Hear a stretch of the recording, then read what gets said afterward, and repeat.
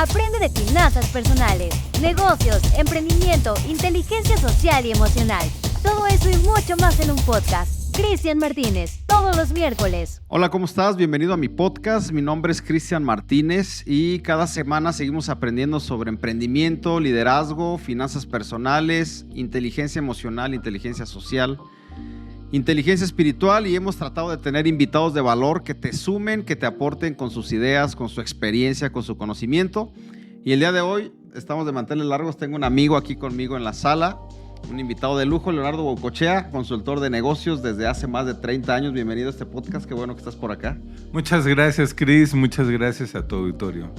Bueno, pues es para mí un honor tenerte con todo lo que tú haces, con tu experiencia, y te dije, pues vamos a empezar a hablar sobre negocios, emprendimiento, ventas, que es un tema que dominas.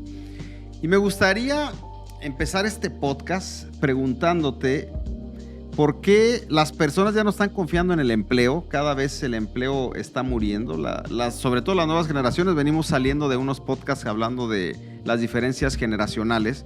Y las nuevas generaciones, generación Z, generación X y la generación Alfa, el empleo ya no lo ven como una opción de poder seguir creciendo. Está muy limitado la forma de verlo. Pero también veo que a la hora de querer emprender, de repente topan con pared. ¿Qué opinas tú? Primero que nada del empleo. ¿Cuál es tu percepción? ¿Cómo visualizas el empleo para adelante? ¿Y por qué las personas que emprenden se sorprenden y a veces los negocios también fracasan y no siguen avanzando por falta de conocimiento? Sí, yo creo que las nuevas generaciones se han dado cuenta que para generar riqueza, para trabajar en lo que a ellos les gusta, pues saben que si no trabajan para sus sueños, trabajarán para los sueños de alguien más. Sí. Entonces, ya no es nuevo de que estas nuevas generaciones, yo tengo 2 hijos adolescentes, pues ninguno de los dos busca un empleo. Así los dos lo que están buscando hoy es emprender y formar sus propios negocios. Sí, de acuerdo. Y dicen las estadísticas que el 90% de las empresas en México no duran más de 2 años. ¿Por qué razón está ocurriendo eso? Sí, es una estadística muy fuerte. El 80% no llega al cumpleaños del primer año. Entonces, el 90% en 2 años ya tronó. El 5% o el restante de ese 90% sobreviven mediocremente para pagar la nómina, para pagar los sueldos. Y el 5% es un éxito. ¿Quién creen que es el culpable? ¿Tú quién crees que es el culpable? Siempre es el dueño. Es decir, no es el gobierno, no son las circunstancias. Una empresa que tronó hoy, el culpable es el dueño. ¿Por qué puede ser el culpable? ¿Cuáles son las causas que esto lo ameritan? Son muchas. Una vez que el emprendedor abre las cortinas de su negocio, lo abre porque tiene conocimiento en algo. Sí, claro. El mercadólogo va a abrir las cortinas de su negocio porque es bueno haciendo mercadotecnia. Sí. Pero si al mercadólogo le hablas de finanzas, pues ahí topa con pared, ¿no? Sí. El arquitecto es bueno y abre su despacho de arquitectura, ¿no? Uh-huh. Pero si al arquitecto le hablas de ventas, pues entonces dice, híjole, no sé ni siquiera que es un embudo, ¿no? De ventas, ¿no? Entonces, todos los emprendedores emprenden porque son buenos en algo. Pero en realidad para ser y estar sentados en la silla de un director general, necesitas tomar decisiones de muchos ámbitos. Decisiones en cuestión de mercadotecnia, de ventas, de operación, de administración, de recursos humanos, de compras, etc. Entonces, y cuando emprendes estás solo, no tienes a alguien que es el especialista, tú nada más es tu Pepe Grillo que te dice sí. Yo creo que para acá, yo creo que para allá, y desafortunadamente en esa curva de aprendizaje es donde truena. Así, tomar una mala decisión al emprendedor le cuesta tiempo, dinero y esfuerzo. Totalmente. Y ese tiempo, dinero y esfuerzo muchas veces lo llevan a la quiebra. Entonces, creo que es una de las causas más frecuentes por lo cual es un emprendedor. Yo fíjate que empecé a estudiar sobre finanzas personales y te platico un poquito de mi experiencia en este tema. Yo me puse a pensar lo que tú dices, hay cosas que yo no sé y porque hay personas que le está yendo bien económicamente, están prosperando Y yo, que me considero una persona que me he esforzado, me he disciplinado, terminé una carrera de arquitectura, yo decía como que me falta aprender algo para dar el brinco y poder tener riqueza, poder generar una economía saludable, poder tener salud financiera, no preocuparme por dinero. Y entonces me metí a estudiar finanzas personales, entiendo ahora cómo funciona el dinero, lo he aplicado en mis negocios que yo hago. Y ahora parte de lo que hago es enseñar a otras personas en ese tema, porque yo creo que este tema del dinero es donde mucha gente quiebra y la vida, si el dinero no lo tienes controlado, se torna un poco negra, un poco gris, no hay tanta alegría. Pero cuando el dinero está bajo control, está fluyendo y todo empieza a avanzar, como que puedes pensar mejor, hacer otros proyectos, dedicarte a tu proyecto de vida más y avanzar más. Y en eso que dices estoy totalmente de acuerdo. De hecho, tenemos un proyecto juntos al cual tú me invitaste que se llama Mi Consejo Directivo. Y cuando me dijiste la idea, yo ya lo había pensado, pero no lo había estructurado tan bien como tú lo estructuraste. Platícanos de Mi Consejo Directivo, qué es y por qué es importante que todos los emprendedores tengan un consejo, a quién rendirle cuentas, a quién pedirles consejo y de dónde tomar opiniones para crecer. Sí, justo. Mi consejo directivo nace de rompiendo una premisa, en realidad dos premisas. Uno, nace de la necesidad de que el empresario tome mejores decisiones. Entonces, nadie que ha llegado al éxito ha llegado solo. Entonces, esa es una premisa que tenemos en mi consejo directivo. Sí. Y mi consejo directivo, para poner contexto, ¿qué es?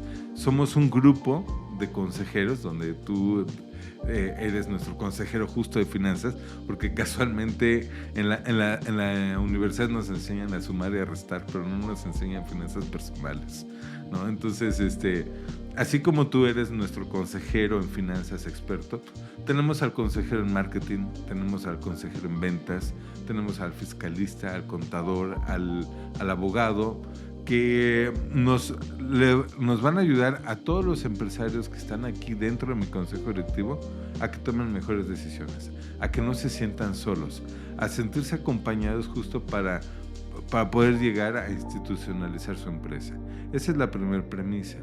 La segunda premisa que rompemos en mi consejo directivo es el problema que hay es de que también el emprendedor, cuando abre las cortinas de su negocio, Sí.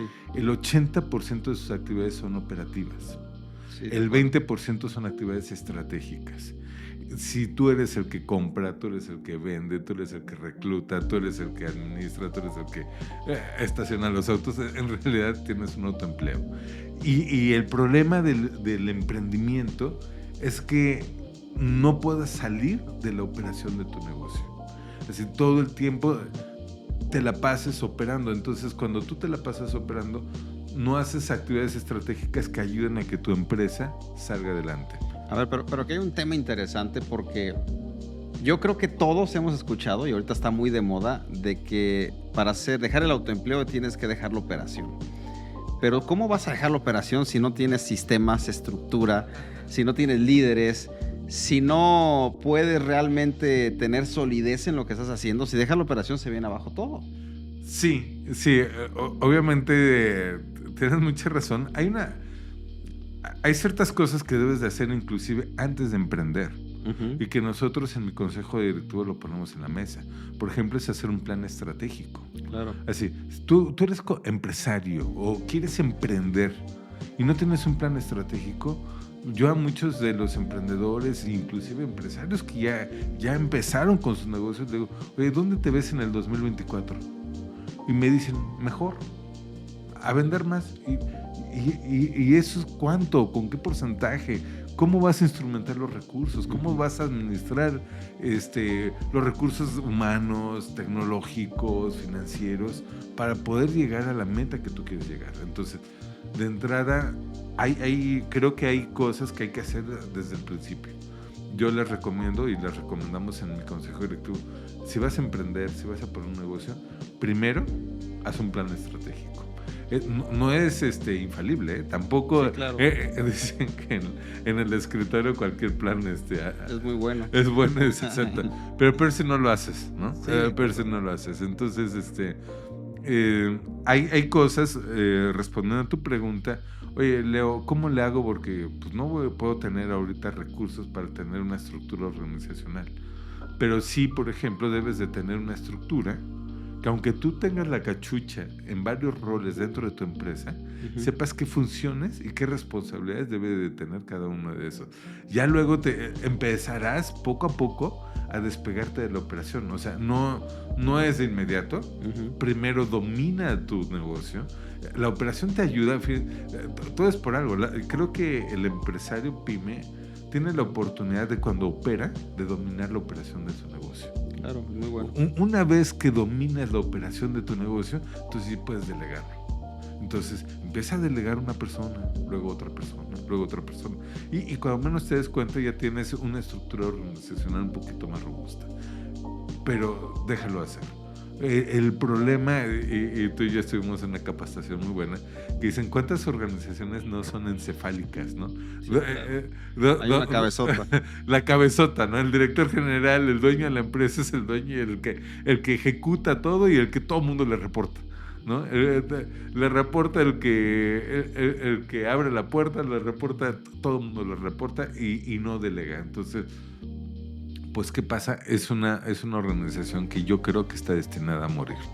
Entonces, no sé si respondí. Sí, claro, y yo creo que sí es real, y todos hemos escuchado eso. Todos, yo creo que los que están escuchando este podcast o viéndonos han de decir, sí, yo me quiero salir de la operación, ya estoy trabajando 15 horas diarias, mi esposa me dice que ya no me conoce, porque llego a la casa, los niños los encuentro dormidos, y cuando salgo de la casa y están dormidos, entonces, ¿a qué hora soy papá? ¿A qué hora los veo?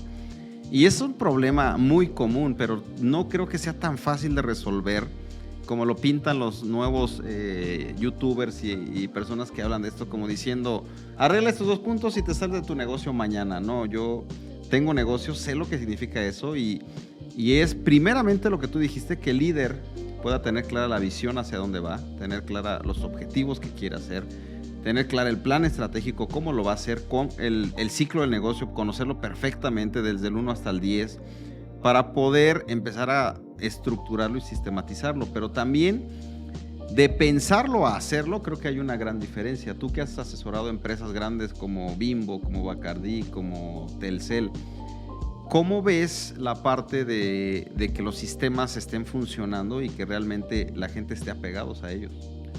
Es excelente tu pregunta.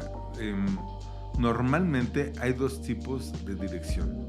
Sí. Uno que es un perfil muy centrado a lo comercial. Hay empresarios que son muy buenos comerciales.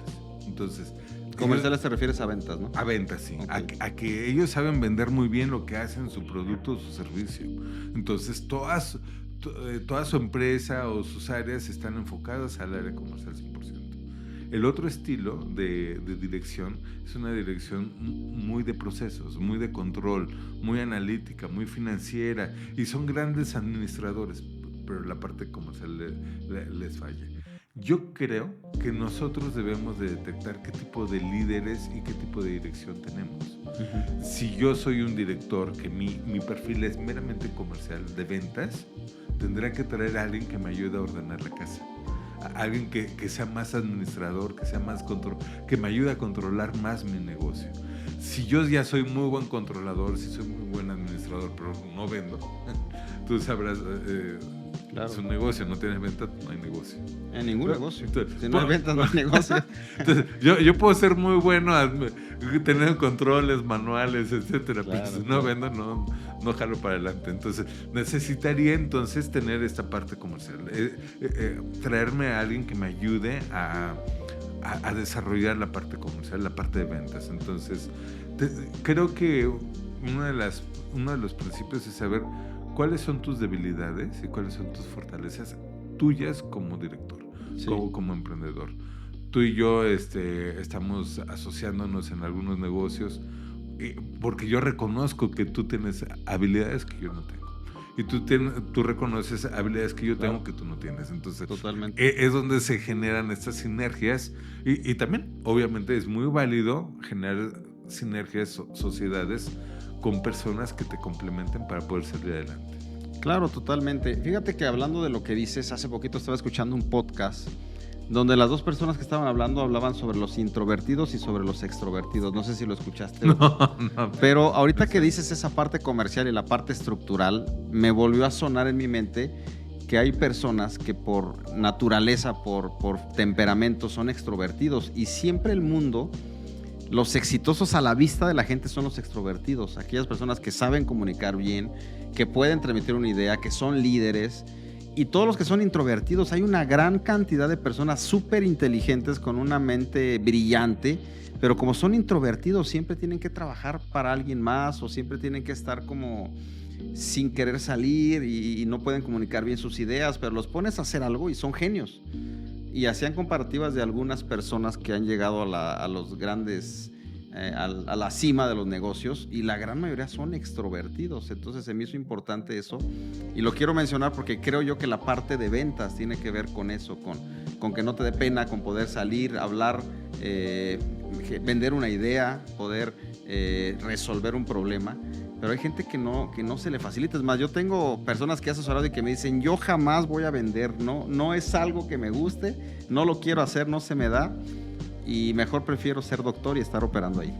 Entonces, yo creo que va por ahí ligado, ¿no? La parte de ventas con la parte estructural. ¿Tú qué opinas? Sí, la parte de ventas creo que ha cambiado un poco o mucho el perfil del vendedor. Antes se pensaba que el vendedor tenía que ser totalmente extrovertido, sociable, un gran influenciador, y que con eso bastaba para poder cerrar ventas.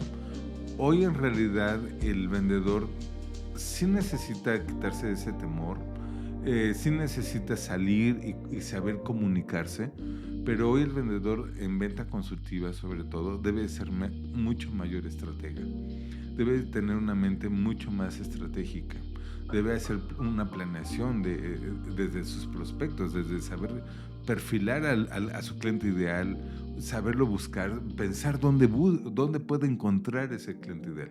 Entonces, hoy el vendedor, inclusive, si lo vemos desde el otro lado, hoy nadie te va a comprar un auto por tu cara bonita o porque seas muy sociable, sino porque le resuelves una necesidad. De acuerdo. ¿Sí me explico? Sí, de acuerdo. Entonces, hoy ha ido modificándose eso. Entonces, el perfil del vendedor creo que ha cambiado, y creo que también las empresas han volteado a ver mucho más una metodología comercial. Algo que me parece increíble es que cuando yo estudié hace muchos años, no había una carrera comercial. Así, no hay una carrera de ventas. Hay licenciados, hay doctores, hay abogados, hay arquitectos, hay ingenieros. No hay una carrera de ventas. Entonces, cuando las ventas es lo que sostiene una empresa. Entonces, nosotros preguntamos y volteamos a ver a los vendedores, oye, ¿tú qué estudiaste? Pues administración. ¿Y tú qué estudiaste? Pues mercadotecnia. Entonces, los vendedores allá afuera, Cristian, son empíricos. Se han vuelto a prueba y error respecto a cómo han venido aprendiendo en trabajos anteriores, y posiblemente antes vendían casas y hoy venden servicios farmacéuticos, seguros, ¿no? O seguros, y por ahí tienen capacitaciones más técnicas que de una metodología. Entonces, creo que debemos de tener ese despertar. También creo que la profesión o la carrera de ventas siempre fue como subvaluada. Decían, no, pues si no le hiciste de arquitecto, pues métete de vendedor, ¿no? Entonces, métete a vender autos. Métete a vender autos, sí. Cuando en realidad creo que es toda una carrera, creo que es una parte. Yo soy experto en la venta consultiva, creo que es una parte que tendríamos todos, porque además las ventas, las negociaciones, todo es inclusive parte de la vida. Todos nos vendemos, sí, claro, todos los días. Nos vendemos con nuestros jefes, nos vendemos con nuestros clientes, nos vendemos con nuestras parejas. Entonces, todos los días estamos vendiendo. Entonces, pues no le caería mal a la gente también profesionalizar su parte comercial. Sí, claro, dice Warren Buffett que la mejor profesión del mundo es de vendedor. Es donde más dinero puedes hacer de acuerdo a tu capacidad. Pero estoy de acuerdo contigo porque muchos emprendedores nos forjamos a los trancazos. O sea, yo empecé a emprender, tenía claro que quería emprender. En un podcast pasado yo les decía que mi papá desde niño me dijo, tú debes de estudiar una carrera donde puedas no trabajar para una empresa o para alguien y tú puedas ser tu propio jefe y tú generar empleo. Eso me lo tatuó desde pequeño, 9, 10 años, y yo siempre pensé que iba a ser emprendedor. Ni siquiera había posibilidad de pensar en que no lo iba a hacer. Pero ya después, ya cuando empecé a hacerlo, dije, ¿y cómo soy un buen emprendedor? ¿Qué necesito hacer? Pues trabajar. Bueno, pues vamos a trabajar 10 horas. No, pero no es suficiente trabajar, hay que vender, hay que tener otras habilidades. Y esas habilidades las he ido tomando, bueno, las empecé a tomar de la vida, o sea, no de una clase, no de un libro, sino de a lo que yo creía. Qué diferente hubiese sido que yo hubiera emprendido y hubiera tenido un consejo directivo como el que ahora estamos formando, donde tú puedes poner tus dudas con expertos que te van a dar consejo y te van a ayudar para que tomes mejores decisiones y puedas avanzar y puedas, sobre todo, en base a un conocimiento, tener una realidad, algo concreto, o sea, no nada más en base a acierto y error, sino en base a un conocimiento. Y en la parte de ventas, durante mucho tiempo se ha pensado que hay gente que tiene el don de ventas y que hay gente que no nació para vender. ¿Tú qué opinas de eso?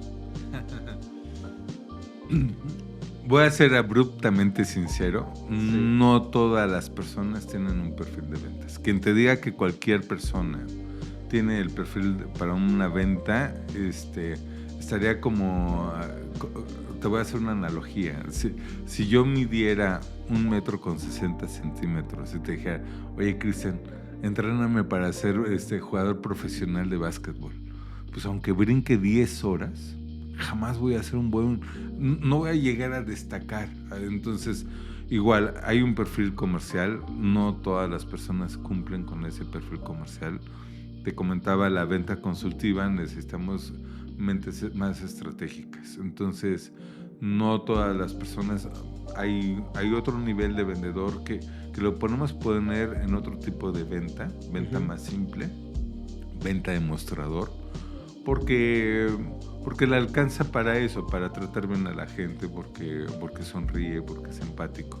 Pero para una venta más consultiva, la respuesta es no.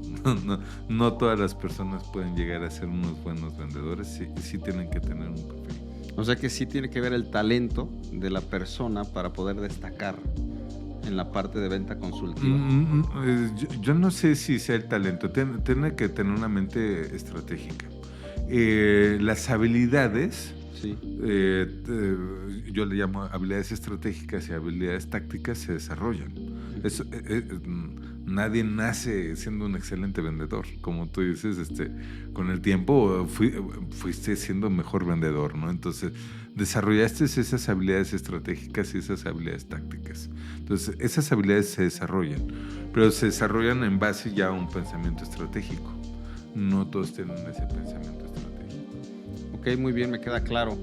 Y hace ratito que estábamos hablando, decías que la negociación no es nada que ver con la venta y que no deberíamos de llegar a la negociación si eres un buen vendedor. Explícame eso y que a todos les quede claro, porque yo siempre he pensado que la negociación es día a día y que es del pan de cada día, pero ya me dijiste que no. Platícame. Sí, lo voy a intentar explicar de manera muy sencilla.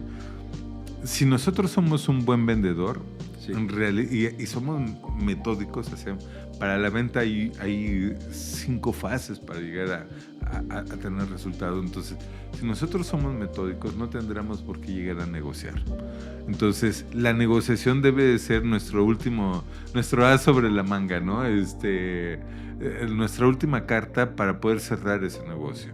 Yo he tenido la fortuna de poder cerrar negocios sin que me discutan un solo peso, ¿no? Entonces, eso es ser un buen vendedor.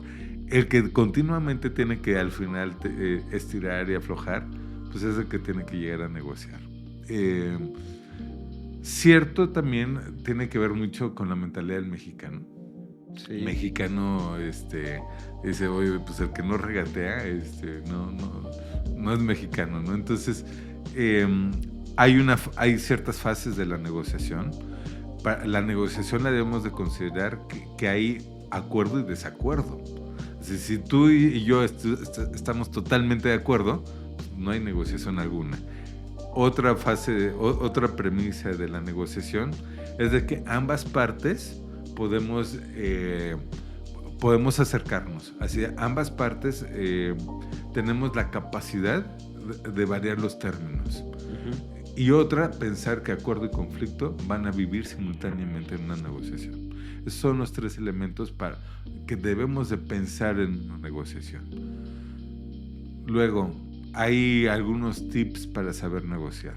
La primera, planifica perfectamente bien tu negociación. ¿Y eso qué es planificar la negociación? Infórmate todo lo que puedas informarte de la contraparte con la que te vas a sentar a negociar. Otro, antes de sentarte a negociar, pon bien tus límites. Así, el límite superior y el límite inferior. Yo de este precio no me bajo, ¿no? ¿Por qué? Porque muchas veces si entras a la negociación sin tener ese límite, claro, sales de la negociación y dices, ¿por qué le di ese descuento?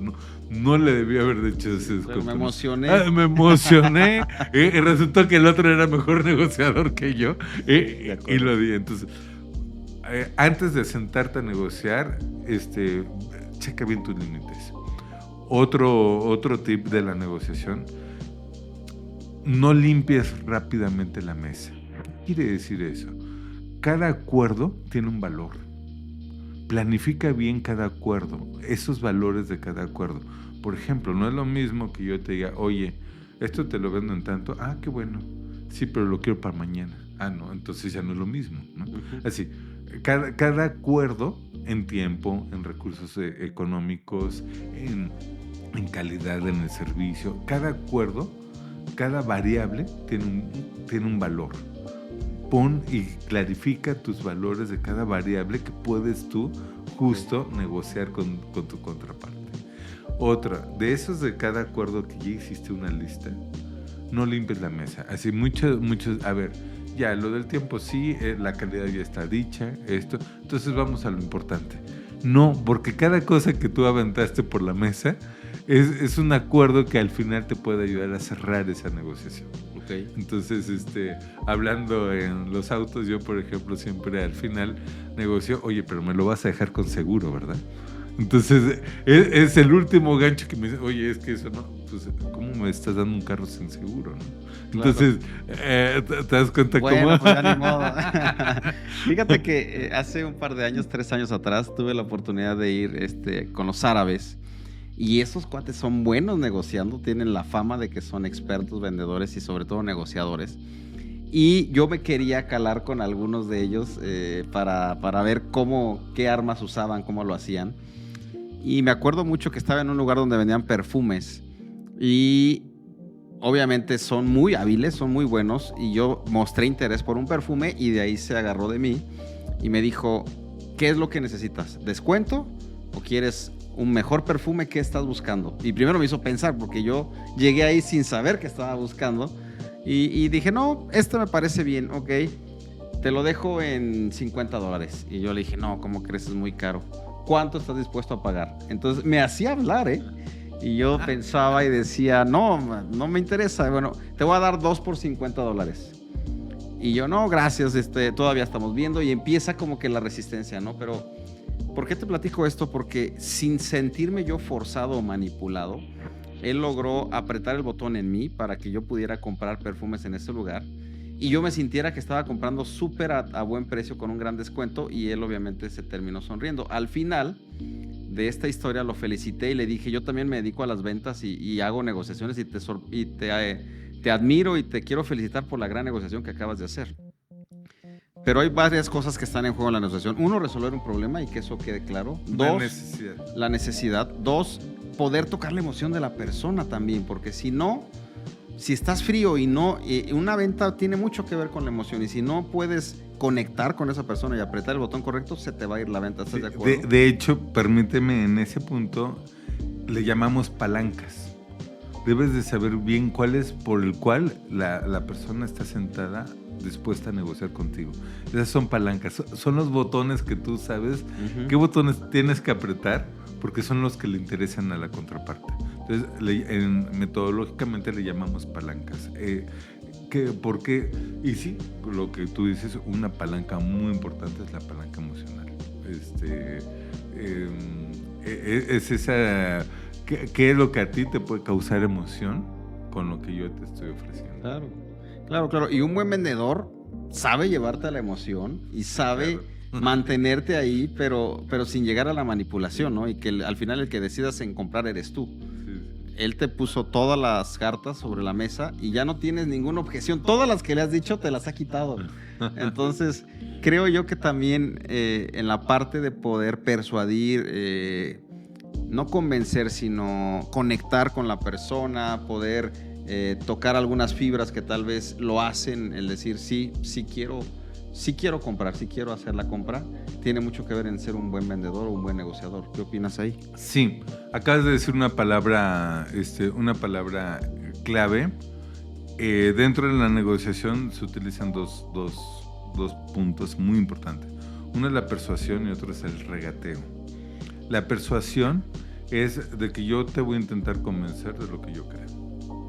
Para eso hay una metodología para persuadir. Es a través de preguntas. A través de preguntas yo intento minar tu punto de vista. Entonces, ¿cuántas veces no hemos intentado persuadir? Y además, algo que te tengo que decir, la persuasión no es lógica. ¿Qué quiere decir esto? ¿Cuántas veces hemos intentado persuadir a alguien que fuma? Y decirle, oye, pues no fumes. ¿Qué estamos haciendo? Que la contraparte, ante cualquier lógica o ilógica, defienda su postura. Claro. ¿Te das cuenta de la importancia? Entonces, por eso decimos que la persuasión no es lógica. ¿Qué es lo que tenemos que hacer para que tú no defiendas tu postura en esta parte de la persuasión? Es con preguntas. Oye, ok, me dices que fumas. ¿Y por qué fumas? ¿Qué te hace sentir fumar? No, pues alegría y todo. ¿Qué otras cosas te ayudan a sentirte feliz también? Entonces, cuando tú haces preguntas, intentas que él mine tratar de poner en un contexto mucho más objetivo su postura. Entonces, y luego los llevas a nuevos acuerdos. Entonces, es todo un tema lo de la persuasión. Sin embargo, sí tienes razón, para negociar es persuadir y luego regateo. Lo que hizo el árabe contigo también utilizó una técnica de regateo que le llamamos gradual. Sí. Tú no puedes ir a aventar tu última carta desde el principio. Lo vas haciendo gradual. En el regateo le llamamos a pasos a disminución. Así, yo sé que máximo puedo otorgar el 10% en un auto, en un descuento en un auto. Entonces lo tengo que hacer a pasos de disminución. Primero te digo, oye, pues entonces el 2%. ¿No? ¿Cómo el 2%? ¿Tú cuánto ofreces? No, pues el 10%. Entonces ya quedé entre el 10 y el 2%. Claro. ¿Sí me explico? Entonces ya nunca me salí de ahí. Pero si yo al principio te aviento el 10%... Claro, ya no hay margen de poder. Ya no hubo margen. O si te aviento el 5%, entonces, y él dice, bueno, entonces si le aprieta un poco más, se va con otro 5%. ¿Sí me explico? Entonces, hay una metodología también para regateo. Sí, y eso es muy bueno porque a veces el que habla pierde en una negociación. Y hace un tiempo leí un libro de Mario Borghini que se llama El arte de hacer preguntas. Y en ese libro él dice que todos los grandes líderes son expertos haciendo preguntas. Si tú quieres crecer en tu liderazgo, crecer como persona, tienes que hacerte muy bueno para hacer preguntas, pero hacer las preguntas correctas. Y a veces, a mí me ha pasado, todos los días tengo negociaciones o estoy en ventas, y de repente una persona dice, es que si me haces un descuento me lo llevo. Pero tú tienes que saber qué descuento está pensando él, porque si tú haces un descuento sin saber, pues no están parados sobre nada. Entonces ya me ha pasado antes que una vez una persona me dijo, oye, esta camioneta me la voy a llevar solo que me hagas un descuento. Y yo ya iba a hablar, yo ya iba a decir, ok, te voy a descontar tanto. Y le dije, ok, ¿qué descuento te gusta? ¿Cuánto piensas? Y esa persona me dijo, si me descuentas 2,000 pesos, yo me la llevo.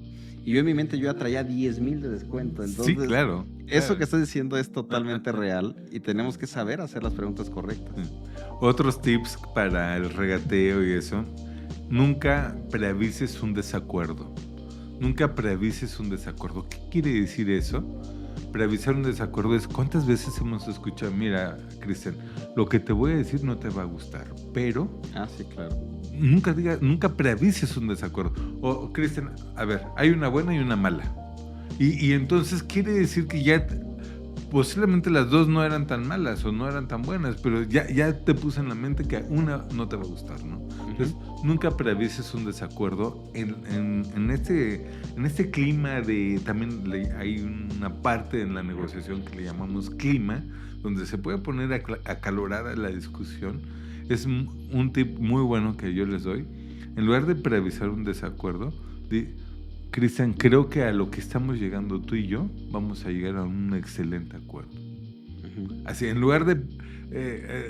transmite ese sentimiento de que estamos avanzando, porque muchas veces en esa negociación también hay un momento en que te atoras, en que tú dices, no, yo ya no paso de aquí y él no pasa de allá. Entonces, sí. Cristian, creo que estamos llegando a un excelente acuerdo y vamos a llegar a un excelente acuerdo. Ok. Buenos tips, muy buenos tips. Bastante interesantes. Ya para cerrar el podcast, el tiempo se nos está acabando. Regresando al tema del inicio de mi consejo directivo, ¿por qué un emprendedor debería tener un consejo dentro de esa empresa? Vamos a cerrar por ahí. Sí, claro que sí. Y creo que es lo que tú has sabido hacer muy bien. Tú has sabido siempre tener un mentor. Tú has sabido siempre acercarte al conocimiento que no tenías. Entonces, mi consejo directivo, la verdad es que como tú y yo lo hemos pensado desde hace mucho, ojalá hubiéramos tenido un consejo directivo desde que iniciamos nuestra primera empresa. Sí. Entonces, yo creo que para cualquier emprendedor o empresario que quiere institucionalizar su empresa, requiere un consejo directivo. Aunque no sea con nosotros, pero requieren esa asesoría, esa mentoría, justo para que tengan especialistas al lado que te puedan ayudar a tomar mejores decisiones. De acuerdo totalmente. ¿Cuántos dolores de cabeza nos evitaríamos? ¿Cuántos miedos nos quitaríamos si tuviéramos el conocimiento? Pero como tú bien dijiste, somos buenos en algo, pero no somos expertos en todo. Necesitamos estar rodeados de expertos. Algo que a mí me pasó es que yo le tenía miedo al SAT. El SAT era como Satanás. O sea, yo decía, no, yo mientras más lejecitos esté del SAT, mejor. Y me di cuenta en algún momento que era por miedo y por ignorancia. Cuando empecé a estudiar un poco más, a ver, si quiero crecer, pues tengo que estar bien y tener todo el dinero fiscalizado y todo el asunto así. Entonces tuve que agarrar conocimiento y después quitarme ese miedo de alguien experto que me pudiera asesorar, un consultor fiscal, para que me pudiera decir, mira, no está tan difícil, ese es el paso 1, paso 2, paso 3, vas a tener que ordenarte y hacer esto. Pero sin conocimiento, ¿para dónde le das? Estás con los ojos cerrados y sientes que se te va a acabar el mundo, ¿no? Entonces, ¿qué tan importante es eso de tener conocimiento y de poder rodearte de personas expertas en la materia para que tomes mejores decisiones? Sí, déjame comentarte que actualmente en mi consejo directivo tenemos más de 14 consejeros. Okay. Y la experiencia de estos 14 consejeros de experiencia en sus materias suman más de 500 años. Entonces, son 500 años. ¿Cuántas vidas te tomaría a ti o a mí vivir para poder tener la experiencia de estos consejeros, ¿no? Entonces, definitivamente creo que sí es muy importante. Mi consejo directivo da consultoría, da consejería, pero ¿qué crees? También da capacitación. Y una última, que es la cereza en el pastel, también da networking. Donde hay un grupo de empresarios, también se genera networking, que yo sé muy bien, mi querido Chris, que para ti el mejor modo de generar nuevos prospectos, de relacionarte, es a través de networking. Claro. Entonces, en mi consejo directivo, los empresarios generamos un ecosistema donde también hacemos networking, mentoría y capacitación. Creo que es una propuesta de valor única que no existe para pymes. De acuerdo, de acuerdo. Conocí a un mentor que se llama Cipri Quintas, que está con Luis Ramos, hacen muchos podcasts juntos, y él habla todo del networking, y me acuerdo una frase que dijo hace poco en un podcast que escuché: en la vida no es tan importante lo que haces, sino a quién conoces. Así de sencillo. Entonces, si conoces personas con expertise que son tus amigos, seguramente vas a resolver el problema que estás buscando resolver. Y creo que mi consejo directivo tiene mucho que ver con eso. También creo que Dios junta a las personas. Creo que Dios provocó que tú y yo nos conociéramos, estuviéramos ahora trabajando juntos. Tenemos muchos valores alineados, mucha muchos proyectos con las mismas visión, con la misma forma de pensar, y por eso estamos avanzando. Entonces, también quiero invitar a todos los que nos están escuchando, emprendedores, si estás con deudas, si tienes problemas con el SAT, si no tienes administración en tu negocio, si no tienes estructura, si la gente se te va, si no tienes bien estructurado cómo vas a crecer, hacia dónde vas, qué visión tienes, necesitas estar en un consejo directivo, necesitas pedir asesoría de expertos para que te puedan ayudar a tomar mejores decisiones y que te puedan quitar la neblina que te está estorbando y no te deja avanzar. Eso es mi consejo directivo. Este proyecto creo que va a crecer muchísimo. Estamos abriendo una nueva sede en Hermosillo. Sí, en Hermosillo ya tenemos una región, la franquicia en Toluca, próximamente Toluca, Quintana Roo. Entonces no hay una limitante geográfica y creo que va a explotar mucho. También gracias contigo. No, muy bien. Bueno, pues gracias a todos por escuchar este podcast. Estoy seguro que hubo ideas de valor que aquí se generaron.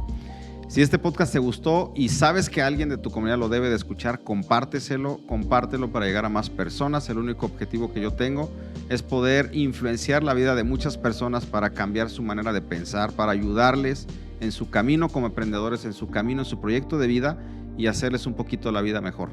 Muchas gracias, Leo, por estar aquí. Disfruté mucho este podcast. Gracias por todo lo que aportas. Gracias, muchas gracias a todo tu auditorio. Gracias y nos vemos en la próxima semana. No se lo pierdan, vienen más invitados de valor que estoy seguro que nos van a sumar muchísimo. Nos vemos la próxima. Saludos.